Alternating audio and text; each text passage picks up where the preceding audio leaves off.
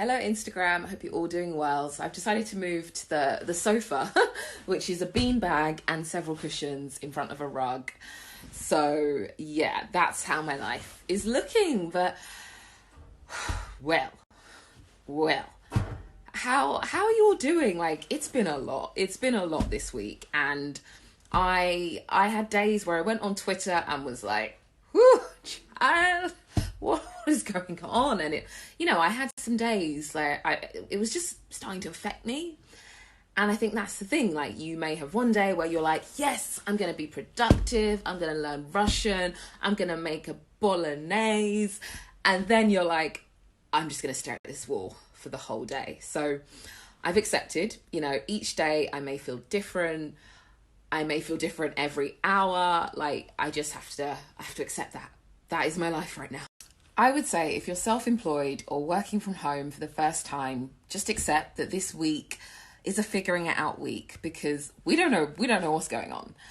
And I've seen all these working from home, like, articles, how to work from home, go and get dressed, like, don't sit in your bed. But for me, I mean, in my normal freelance career, I sometimes will work from bed. Like, I wake up, and if I know I don't want to go into my co-working space, if I know I need time to myself, if I know it's cold, like, I will work from my bed. That's not going to work for everyone.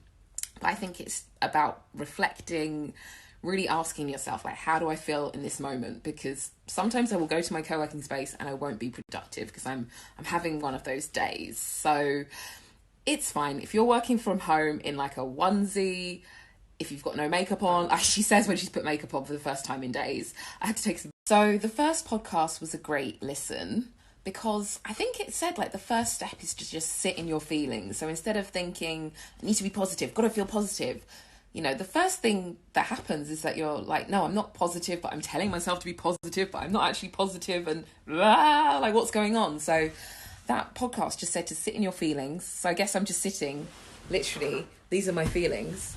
I'm sitting in my feelings, which is a beanbag that is, exploding. But yeah, I found that really, really useful. Like, sometimes it's just a good thing to be honest and not deny your feelings, but understand them. Because, when I think about Instagram, when I worry about posting something, when I really explore my feelings, is it simply just, oh my God, this got 15 comments. I've had 100 comments before. I know I was in my underwear, but still, I got 100 comments. Why are 70 of these comments replies to comments? Why is one of these comments a load of hashtags that I bunged onto the post so it would be successful? What else am I thinking? Will I ever get work again? No one will like me. I only got 15 comments. Should I have just stood outside some colourful houses instead of just posting my plates? And then my logical brain thinks, perhaps at the moment it's content overload. Perhaps people are saving it, they're saving it for later, or maybe they're clicking on the people or accounts that I've tagged and they're interacting with those accounts. Perhaps they're saving it, perhaps they're sharing it, perhaps they've even screenshotted it. Like, there's so many different factors when it comes to Instagram. So sometimes I do try and explore my feelings, especially when it's like, oh, I don't want to post this, it's not perfect. Nothing's perfect, mate. So this isn't what I thought I was going to talk about today. And it's interesting, like, I don't always follow my own advice. Like, it's crazy. I give advice, I don't always follow it.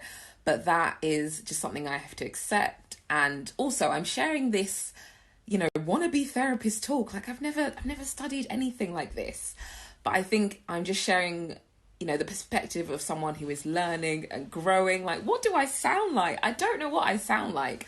But I'm just sharing some of the strategies that have helped me, like, over the years, because I've had to deal with a lot of uncertainty and discomfort, which is interesting. It's all, like, being put into practice now.